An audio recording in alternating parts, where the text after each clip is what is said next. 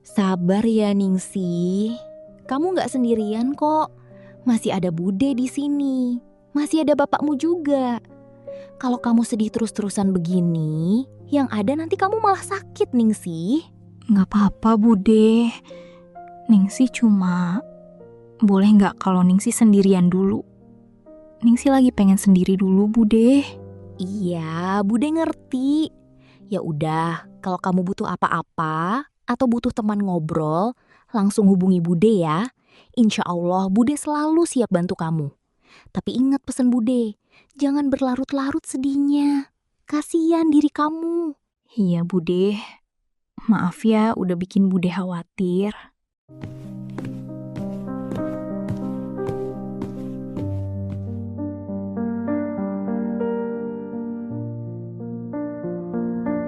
Mbak, Ningsih kok udah 3 hari ini nggak kelihatan sih?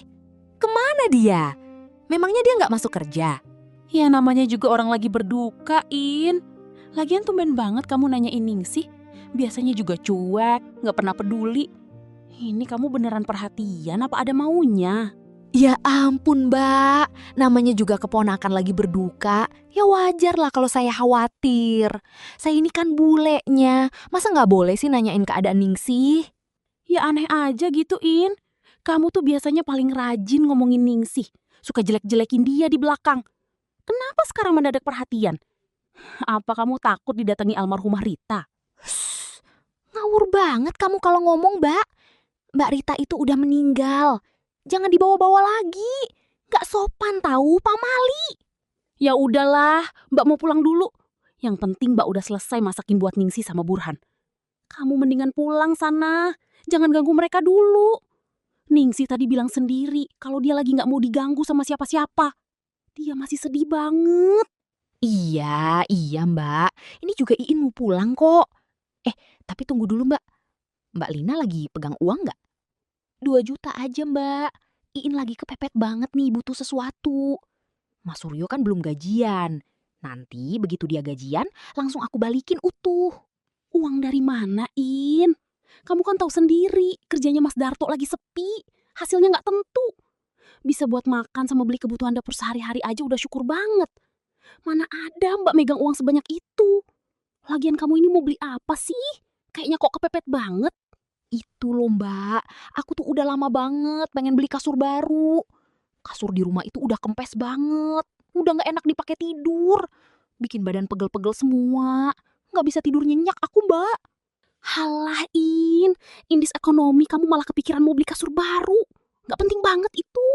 Selagi kasur lama masih bisa dipakai tidur, ya dipakai aja dulu yang ada. Gaya kamu kok kayak orang kaya aja. Ya tapi Iin tuh udah gak nyaman banget tidurnya Mbak. Mana di toko langganan Iin lagi ada diskon gede-gedean. Mumpung lagi murah, makanya aku mau beli sekarang. Kalau nunggu Mas Suryo gajian minggu depan, keburu habis diskonnya. Harganya balik normal lagi. Astagfirullah, In. Cuma gara-gara kebelet pengen kasur baru, sampai bela-belain mau utang ke sana sini. Gak usah aneh-aneh lah. Udah, Mbak mau pulang. Kamu juga cepet pulang sana. Ingat ya, jangan ganggu Ningsih.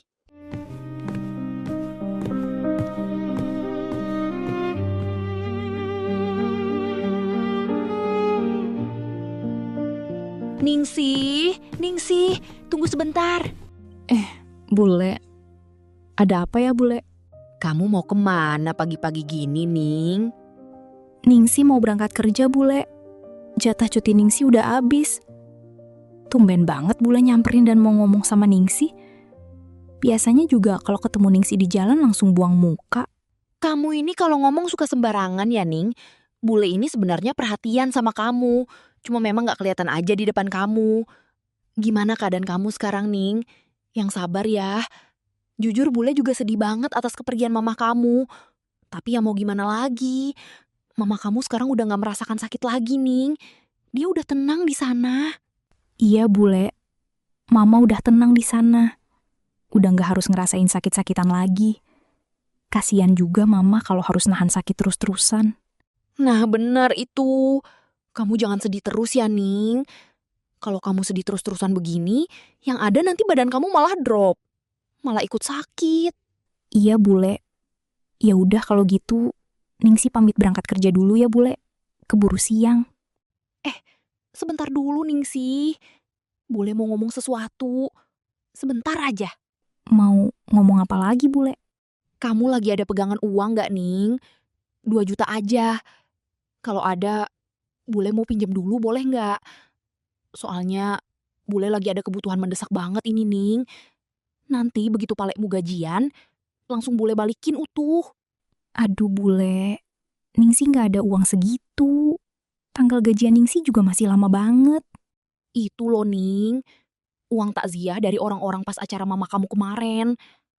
Bule pinjam itu dulu boleh ya? Kira-kira terkumpul ada berapa semuanya, Ning? Astagfirullahaladzim, Bule. Ningsih aja sama sekali nggak pernah kepikiran mau pakai uang takziah mama. Kok Bule bisa-bisanya kepikiran sampai ke sana? Ningsih ini masih berduka loh, Bule. Masa Bule tega banget sih mau pakai uang takziah almarhumah mama? Ya ampun, Ning. Nanti juga bakal Bule balikin kok. Bule kan cuma pinjam sebentar, bukan minta. Nggak lama lagi juga Pak Lek mau gajian. Udahlah, Bule. Ningsih mau berangkat kerja sekarang. Nanti Ningsih keburu telat. Assalamualaikum. Ngeselin banget sih kamu, Ning. Dasar keponakan gak tahu diri. Pelit banget sama Bule sendiri. Keponakan macam apa kayak gitu? Ya udahlah, aku ke rumahnya aja sekarang. Aku mau pinjem sama Mas Buran aja. Kalau sama dia, nggak mungkin aku nggak dikasih.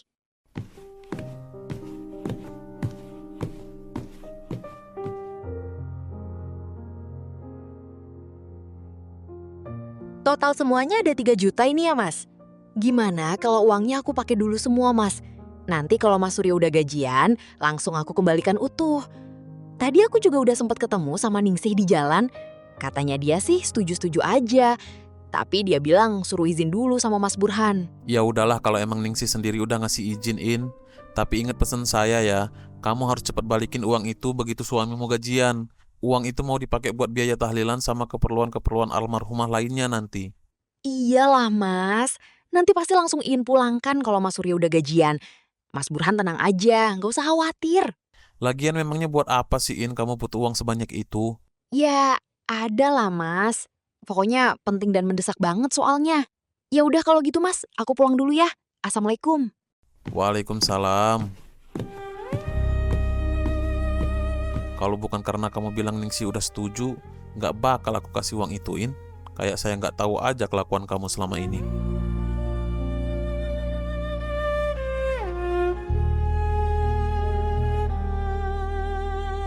Jadi uangnya udah papa kasihin ke Bule Iin. Ya Allah, Pa. Kok bisa sih? Itu kan buat keperluan tahlilan mama. Kalau dipinjem Bule Iin, terus kita mau pakai uang apa buat tahlilan nanti? Ningsih sama sekali nggak ada simpenan lagi, Pa. Ya papa nggak tahu Ning, dia bilangnya tadi kamu udah setuju dan ngizinin, makanya papa kasihin. Kalau papa tahu kamu nggak setuju kayak gini, nggak mungkin lah papa kasih ke dia. Terus kalau udah kayak gini gimana, Pa? Kita udah nggak pegang uang lagi. Ya udah, kita pakai uang simpanan papa dulu aja. Papa masih ada sedikit tabungan kok. Lagian mau gimana lagi? Dia itu adik kandung mama kamu, Ning. Kalaupun mama kamu masih ada, pasti kalau Iin datang mau pinjam uang ya bakal dikasih juga. Kamu tahu sendiri kan mama mau baiknya kebangetan, sampai-sampai sering dibohongin orang. Iya sih, Pa. Tapi Ningsih jamin, Bule Iin itu nggak akan mau balikin uangnya. Udah sering banget kejadian kayak gini kan, Pa? Mas Mamah aja sampai sekarang masih dibawa sama dia. Sampai akhirnya Mamah ikhlasin gitu aja waktu itu. Kita lihat aja dulu nanti, Ning. Ya semoga aja dia bisa berubah. Masa iya dia tega makan uang takjiah kakaknya sendiri? Udah gila berarti dia kalau sampai setega itu, Ning. Lah, Bule Iin emang udah gila kan, Pa? Udah sempet masuk rumah sakit jiwa 2 kali. Tapi nggak tahu kenapa kok bisa keluar lagi. Hus, jaga omongan kamu, Ning. Mau gimana pun dia itu adik mamah kamu, sama aja kayak orang tua kamu sendiri. Udahlah, nanti kalau Pak Alikmu sekiranya udah gajian, coba kita datengin aja rumahnya baik-baik. Sekarang kamu makan dulu sana, terus istirahat. Nanti sore kita kan mau siap-siap buat acara tahlilan mama. Iya, Pa. Nanti Bu Delina ikut bantu-bantu di sini kan, Pa? Repot kalau Ningsih harus nyiapin semuanya sendirian. Iyalah, Ning, bude kamu itu paling gesit kalau urusan bantu-bantu keluarga kayak gini. Mungkin sebentar lagi dia datang. Udah sana kamu istirahat dulu.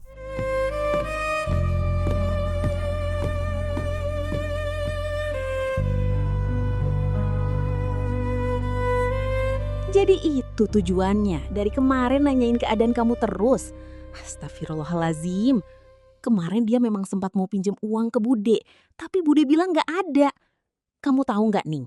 Dia itu mau pinjem uang cuma buat beli kasur baru. Gila banget memang itu orang. Paling beda sendiri wataknya. Apa Bude? Berarti Bule Iin pinjem uang takziah mama cuma buat beli kasur? Kelewatan banget Bule Iin, Bude. Ningsih bener-bener gak nyangka. Nanti kalau dia gak mau balikin uangnya, kamu langsung bilang sama Bude ya Ning. Biar Bude sendiri yang datang dan nagih ke rumahnya. Anak itu memang kadang harus dikerasin Ning.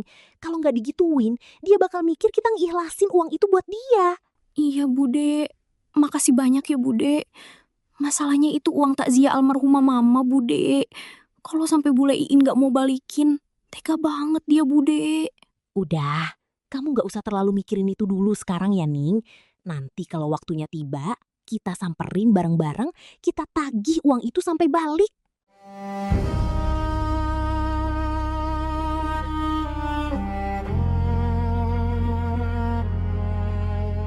Hari ini, setahu Ningsih, Pak Leknya sudah gajian. Jadi Ningsih memutuskan untuk menagih utang ke Iin sendirian, tanpa memberitahu ayahnya maupun Bude Lina. Assalamualaikum Bule. Waalaikumsalam. Ningsih, kamu ngapain ke rumah bule sore-sore begini? Ada perlu apa memangnya? Ningsih mau nagih uang Pak Ziyah yang Bule pinjem waktu itu. Pak Lek Suryo kan setahu Ningsih udah gajian Bule. Apa kamu bilang? Nagih utang? Ningsih, mama kamu itu kakak kandung saya. Sesama keluarga itu gak ada kata pinjam-meminjam. Dulu aja mama kamu ngasih saya emas yang harganya 5 juta lebih. Masa sekarang uang yang cuma 3 juta aja ditagih-tagih? Gila kamu ya Ningsih. Emas itu bukan dikasihin ke Bule. Tapi mama udah capek nagih ke Bule. Dan Bule gak pernah ada respon. Sekarang Ningsih gak mau tahu. Bule harus balikin uang takziah mama. Ningsih perli banget uang itu Bule. Tolonglah balikin. Bule sendiri kan yang udah janji mau balikin pas Pak Lek gajian. Ya itu kan cuma pemanis aja. Supaya kalian mau minjemin saya. Kalau bule gak ngomong gitu, mana mungkin kalian bakal ngasih? Iya kan? Ya Allah Bule. Uang itu tuh uang takziah buat keperluan tahlilan mama. Tolonglah balikin Bule. Kamu udah berani ya maksa-maksa bule. Saya ini bule kamu. Mama kamu aja dulu gak pernah berani maksa-maksa saya. Kok kamu berani banget? Sekarang juga kamu angkat kaki dari rumah saya. Cepat. Gak sudi aku lihat kamu di sini Ningsih. Cepat pergi sana. Tapi Bule, tolong balikin dulu uang mama. Ningsih janji gak bakal kesini lagi kalau Bule udah pulangkan uang itu. Uang itu udah jadi milik saya Ningsih. Saya gak merasa pinjam. Bapak kamu sendiri yang ngasih uang itu ke saya. Jadi ya uang itu udah jadi hak saya. Udah, buruan kamu pergi dari sini. Bule kelewatan banget. Bule jahat banget. Mama itu orang baik. Bude Lina juga orang baik. Tapi kenapa Bule Iin berhati iblis? Berani banget ya kamu ngomong gitu ke saya. Saya gak segan-segan yang main tangan sama kamu. Cepat pergi sebelum kesabaran saya habis.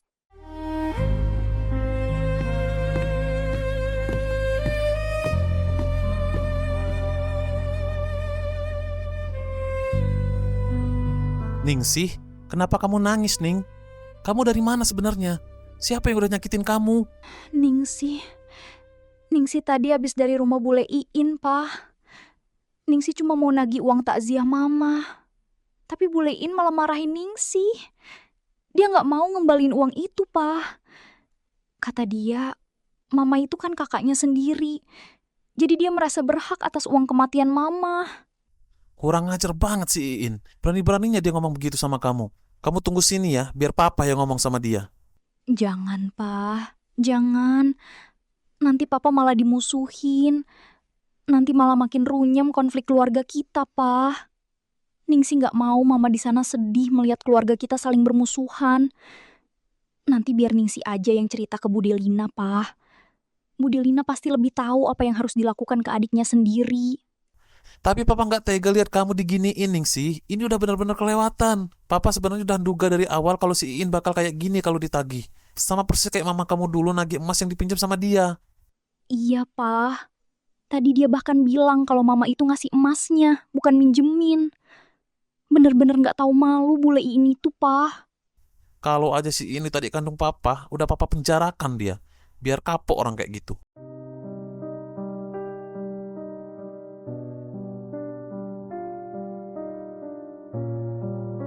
In, kamu itu bener-bener nggak tahu diri ya.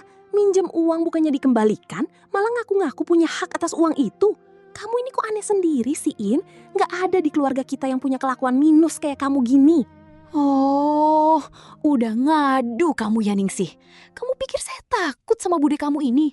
Heh, Mbak nggak usah ikut campur ya sama urusan saya. Uang ini kan uang kematian Mbak Rita. Ya jelas aku ada hak lah atas uang ini. Aku ini kan adik kandungnya. Kamu ini memang makin kesini makin gak beres ya, In. Yang jauh lebih berhak atas uang itu tuh Ningsih sama Burhan. Ningsih masih hidup, Burhan juga masih ada. Kok bisa-bisanya kamu ngaku-ngaku kalau itu uang kamu?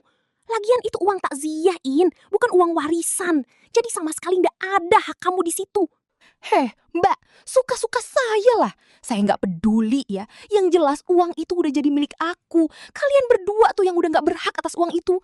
Nggak tahu malu banget kalian. Udah, pergi sana. Pergi dari rumah saya. Kamu udah bener-bener kelewatan ya, In. Kamu gak takut karma apa? Uang itu haram kalau kamu pakai buat hal-hal yang sama sekali gak ada hubungannya sama keperluan almarhumah. Apalagi sampai kamu pakai buat beli kasur baru. Bisa-bisa kasur itu sendiri yang bakal bikin hidup kamu menderita nanti. Halah bacot. Udah, kalian berdua pergi dari sini. Saya udah muak banget lihat muka kalian. Jangan sampai ya kalian datang ke sini lagi. Dan buat kamu ya Ningsih, jadi orang mulutnya jangan bocor. Haus perhatian banget kamu. Sampai-sampai ngadu ke bude kamu yang gak tahu malu ini. Ningsih cuma mau ngambil hak Ningsih, bule. Uang itu bukan milik bule, itu punya mama. Tega banget bule ngaku-ngaku kalau itu hak bule. Padahal uang itu pemberian orang-orang atas meninggalnya mama. Halah, kamu itu anak kemarin sore masih ingusan. Nggak usah sok tahu urusan uang kayak gini. Yang jelas, mau sampai mati pun aku nggak akan sudi ngasih uang itu ke kamu, Ningsih. Ya sudahlah. Semoga bule baik-baik aja ya. Setelah makan uang taziah mama. Ayo bude, kita pulang aja. Biarlah bule Iin sendiri yang menanggung semua dosanya nanti. Dosa. Sok kayak Tuhan aja kamu bisa menghakimi orang dapat dosa. Kalian tuh yang berdosa. Mau ngambil uang yang udah jadi hak saya.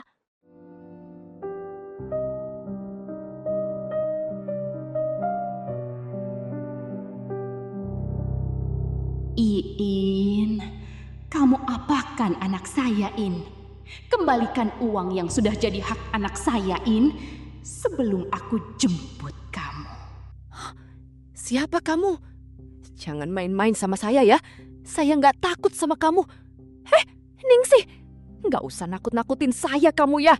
Kamu sembunyi di rumah saya kan? Keluar kamu Ningsih. Dasar anak nggak tahu diri kamu. Keluar! Iin, kamu jahat banget sama anakku, In. Kurang puas kamu udah mengambil semua milik aku, In. Sekarang, jangan sekali-kali kamu usik Ningsih lagi. Mbak Rita, ampun Mbak, jangan sakiti Iin Mbak. Iin minta maaf Mbak, ampun Mbak. Kamu harus terima akibatnya. Ampun Mbak, jangan Mbak. Mah, bangun Mah. Kamu kenapa Mah? Ampun, jangan sakiti saya minta maaf Mbak. Kamu kenapa sih Mah? Kamu mimpi buruk. Istighfar Mah, istighfar.